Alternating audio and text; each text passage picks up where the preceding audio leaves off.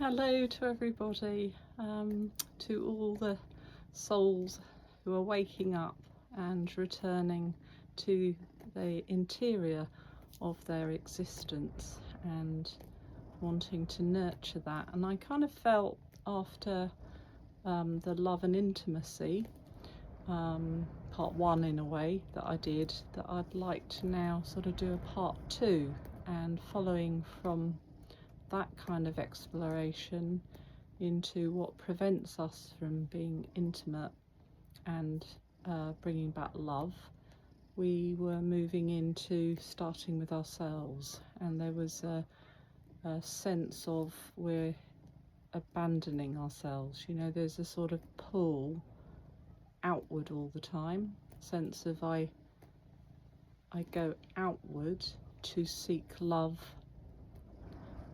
closeness, satisfaction. It's a sort of energetic pull that takes us outward. So for this exploration, we're moving inward to the interior within ourselves. And this is very complex when we start to return within ourselves. So we're looking within ourselves for the love that may have been absent in our lives. And of course, when we're little, we look outward. We're looking at our caregivers or our parents, and so we're aware of traumas that may be within us from infrequent feelings of being seen or felt or valued, to not at all, or the sense of I'm just kind of waiting till that happens. So this is a different kind of perspective, because it's a perspective now is we were looking outward, now we're turning within ourselves. So now the explorational question that comes to me is, what are the resources within me to return to love?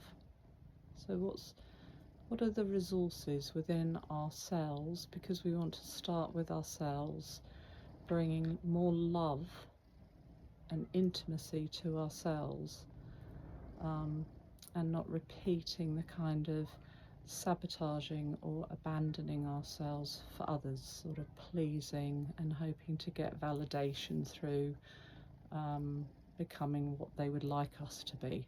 So this is our right to be, and our right to belong, and our right to become. So we're now asking what are the nutrients? If we think of ourselves like a tree, think of ourselves as a oak tree, say, and that many branches that have grown within us on our life's journey, and they flourished. And then there are branches that may have got thwarted or weren't given the right nutrients to grow. So as we return to ourself, which is a deeper, wiser place to begin, a more spiritual, deep soul inquiry, is what are the nutrients I need for that branch to start to move to its potential.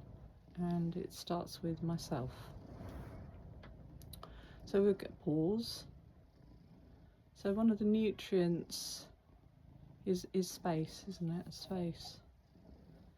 So something about and whatever you're aligned to, and I respect all religions and cultures that you come from.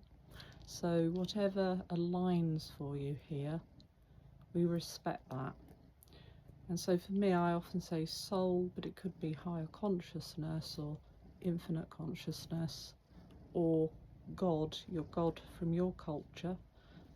Whatever your container is, we respect it, but as I'm the one exploring this with you, I'm going to stay with sort of soul or higher consciousness. And so what does my soul need? And I think one of the first things, because this is an exploration, I always repeat it because I think it's really important that we're exploring something, attuning to something in ourselves that's near, And we're reminding ourselves all the time that it's a return to love. I'm returning to love within me. And one of the things that we need is space. Space for that branch. It's like a little seedling, isn't it? For that seedling to take, you want to grow, it's got to be given the right nutrients. A being needs space. Space to be still, kind of timeless quality. So I'd say from day to day, it's important, in whatever way is good for you, to give yourself space to be. So we're in a very busy, busy, busy world. We're running out of time, there's never enough time, and there's a constant list of doing, and often we've felt my sense of self is bundled up in doing to be valued. But we're shifting that. It's like a paradigm shift that we're moving in at the moment, which is, how am I valued just by being me, my unique being? And all of us have a exquisite sense of self that is unique to us. And that's why I refer all the time to whatever resonates with you, what qualities, narrative, your background, your culture, whatever resonates is very important to you, and I respect that. So what I'm saying is right for me and may resonate with others. So when I say space, for me, I meditate every day, and this is crucial to my soul, to have this space to begin the day with silence. And you could call it meditation, but in truth, it's just for me to be silent, because I get the space. And when I have space, there's a sense of something's coming through, something can come through. I'm not just sort of crammed with constant doing and pressure going on. That may be going on, and we get stressed and we learn to regulate, but there's something very precious about space. So for some it may be prayer, for some of you it may be walking in nature. That's a very important one. But I think it's actually having a discipline to carve out on a daily way space for yourself, that you're not just doing and a constant, list of things to do to be valued. So whatever way you can get that space and feel that sense of, this is nourishing me, it's nourishing my soul. So again, we're returning to what gives us a sense of ourselves, and simply just being ourselves, what nourishes us, for that seedling to start to grow. Yeah, I sense that, I can feel I'm getting more space, and from space we can reflect, and we can contemplate our lives, and we can think of what we love.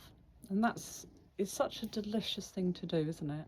To think about what you love doing. Yeah, not once the list is done, I'll do what I love. I'm going to think daily, what is it I love to do? This could be many creative variations of art, dancing, music, it's whatever. It could be cycling. I love to cycle. Whatever you love. I love to camp. I love to sing. I love to dance. I love to garden. I love to be in nature. Ask yourself, even write down on a piece of paper, what is it you love to do? And we're not putting this off for the day when you're free. We're doing this now, because your being says, I'm returning to love within me. So I need to cultivate space to reflect on myself and inquire into, what do I love, So there's a sense of I'm making space where I'm doing things. Could be cooking that I love doing. I love to share and cook and have friends over. And how can I do that within my day? So these are important because you may have very busy lives. But I think if you can give yourself some space, even if it's 15 minutes or half an hour, to be asking myself, what is it I love? And then nourishing ourselves. You know, if you have a nervous system that is very stressed and pressurized all the time, what am I doing to let my nervous system learn how to relax and feel safe? Because all of that can make me feel very unsafe, you know, scared all the time, stressed all the time. So what relaxes me, you know? And then to do with intimacy with whoever you're with, and this is whoever your intimate partner, a close friend, a lover. But how am I, if there's difficulty within your relationship about being close due to traumas, how can I make a small step towards them of cultivating spaces that are about our intimacy? And we don't need to jump in at the if there's difficulties or blocks or patterns that are just repetitive and you can't speak and it's difficult. Make some steps towards intimacy and closeness that moves and shifts you to a chapter that is feeling a bit different from no intimacy and no closeness and nothing changes and the pattern's the same.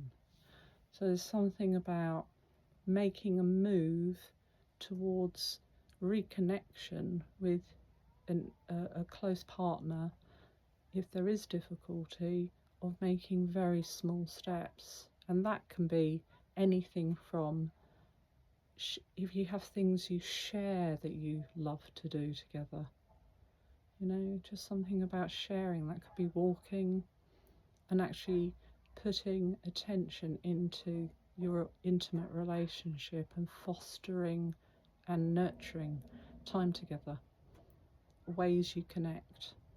And again, it needs time and reflection, and that's why creating space for you enables you to reflect inwardly on how can I cultivate more time with the person or people around me that I love, to be together and have that sense of respecting each other and being alongside each other and creating more time that feels I'm sharing and I feel close, you know.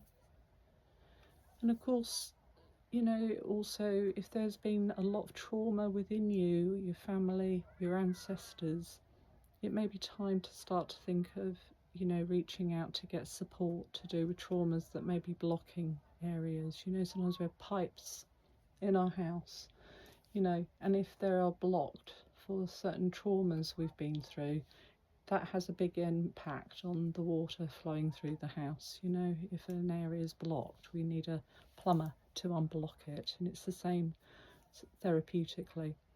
If there are patterns repeating with regard to relationship and intimacy, we sometimes need support and help.